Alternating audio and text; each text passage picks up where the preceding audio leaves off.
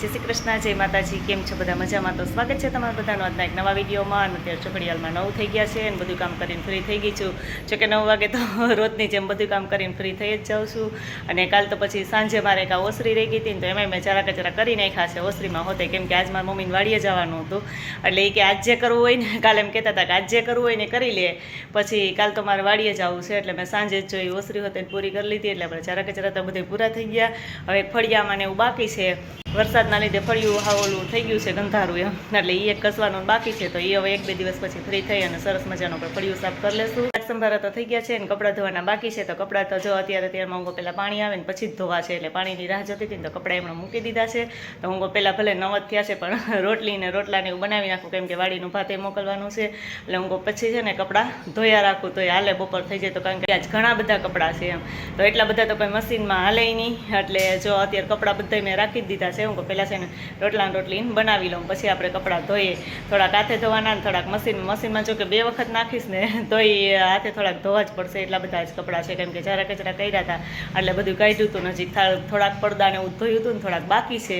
તો હાલો ફટાફટ હું છે ને પહેલાં રોટલી બનાવી નાખું અને પછી કપડાં ધોઈ લઉં. તો જો અત્યારે ઘડિયાળમાં 1:30 થઈ ગયો છે અને 1:30 વાગે છે તો હું બધું કામ કરીને ફ્રી થઈ છું, કારણ કે એકલી જતી ને પછી કપડાં ધોવાના હતા. તો કપડાં સવારમાં જો વાઈટ બધાય છે ને એક ઘાણવો નાખી દીધો હતો મશીનમાં. અત્યારે જો એક ઘાણવો નાખ્યો છે ને તોય કેટલા કપડાં તો હાથે ધોવા પડ્યા. જેટલા બધા કપડાં હતા, કેમ કે કાંઈ જારા કચરા કર્યા ને એટલે તમને કપડાં દેખાતા જશે કે કેટલા બધા જો કપડાં છે.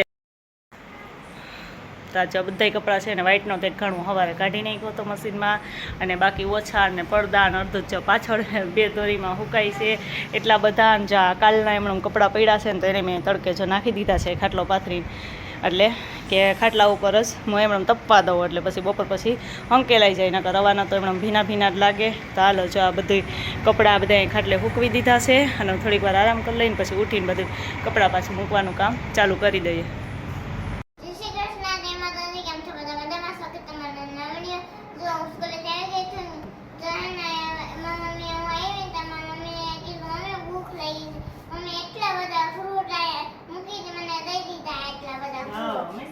ફેવરિટ બધા તાજો મિસુબેન અત્યારે આવી ગયા છે સ્કૂલેથી. ઘડિયાળમાં 5 થઈ ગયા છે. આવીને સીધા કપડાં બદલાવી લીધા છે. કપડાં બદલાવીને સીધી અને ભૂખ તો લાગેલી જ હોય.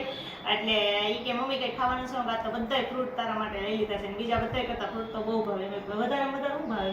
કેળું, કેરી અને દ્રાક્ષ, પછી ખારેક, ટોટલ ફ્રૂટ આવી ગયા. તો તમે તરબૂચ, સીતાફળ, એટલી બધી આઈટમ અમારી પાસે નથી હો. તો જો મિસુ એની તો ફરમાઈશ બધી વધતી જાય છે. તો આટલા બધા ફ્રૂટ અમે જો લઈ લીધા છે. એમાં કેળા લઈ લીધા છે મિસુબેનના ફેવરિટ. પછી જો ખારેક લઈ લીધી છે, અને કેરી તો હતી જ, પણ આજ પાછી વેચાવાની ને તો પાછી જો મસ્ત કેરી આપણે લઈ લીધી છે. કાગડા કેરી.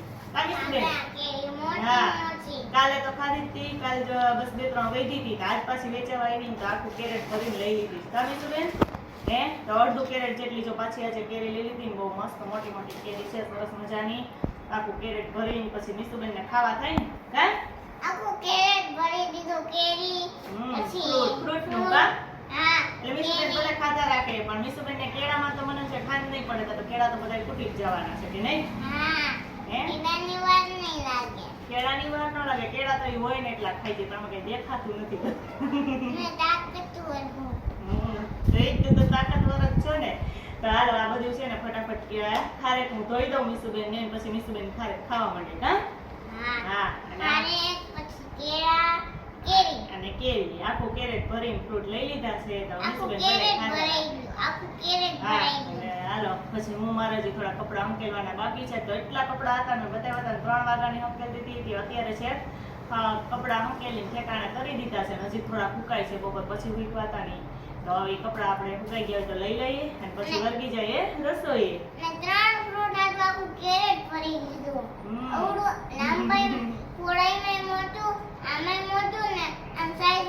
અને પછી મિસુબેન છે ને ડાન્સ ની પ્રેક્ટિસ કરશે. એ તો ભૂલાઈ ગઈ છે.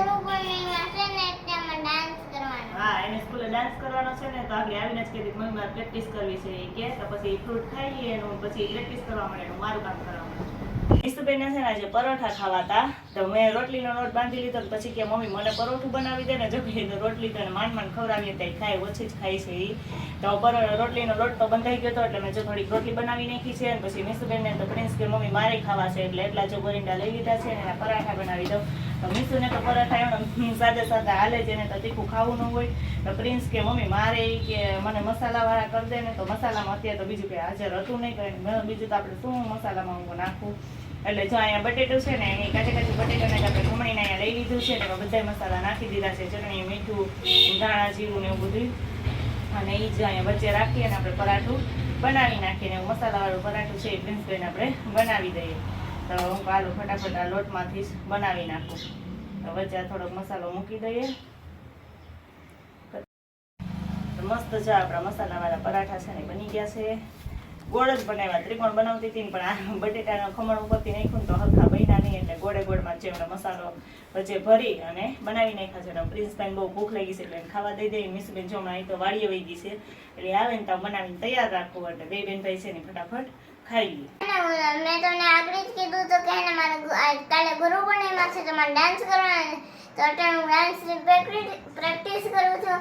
જો મેં જમી લીધું છે અત્યારે, આગળ જમીનું નવરા થયા છે ને હું ડાન્સની પ્રેક્ટિસ કરું છું. હા 8 થઈ ગયા ને, તો અમે નવરા થઈ ગયા કા મીસુબેન? એટલે મીસુબેન થોડીક વાર હવે પ્રેક્ટિસ કરી લઈએ, અને કાલ કયો ડાન્સ કરવાનો છે નહીં.